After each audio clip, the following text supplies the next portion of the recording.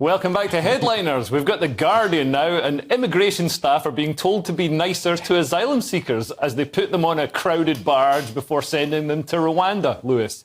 Yeah, this is one of those, like, non-stories. Is the Home Office tells immigration staff to show more empathy, which is, the word empathy is a word which means you haven't been through it. You have been through it. That's empathy. Sympathy is you haven't been through it, but you feel. Oh, right. You feel it. Yeah. Empathy means you've been through it. So are you saying that the people at the Home Office have been through the horribleness of being at the Home Office? Well, everybody's been on holiday. Yeah. So, and it's kind of a holiday if you don't grant people's asylum. Yeah.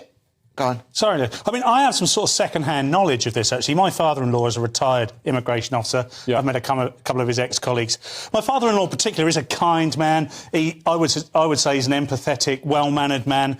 But he wasn't rewarded for doing a job back in the day when immigration was a real job. Yeah.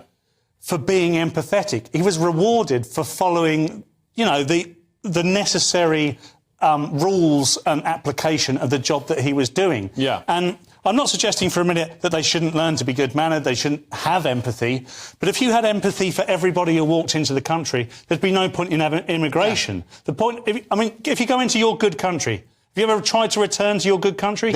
Yeah. Oh, man, they don't want anyone to come in, do they? No, you go on holiday to Disneyland, you think, the first thing you see is, just 15 guys wanting to get you out already. That's you. Okay. With me, they are nice to Americans because Americans vote. They are in no country in the world are people nice to immigrants coming into the country. Well, in the UK we're pretty nice, and that's why people travel through safe countries to get here. They leave France, they risk their lives to cross the channel, they pay people thousands of pounds to get them to the UK because we're nice. But I think the volume of people doing that is going to mean that Britain's starting to become less nice. And while that's, as a Brit, I think it's terrible. We should be accommodating. Hopefully this empathy and these instructions to the Home Office will help them to identify the genuine deserving cases amongst the... By the way, that wasn't just a flippant comment saying it was a real job back in the day. If I've learned anything talking to my father-in-law and his ex-colleagues, it's a very different job now.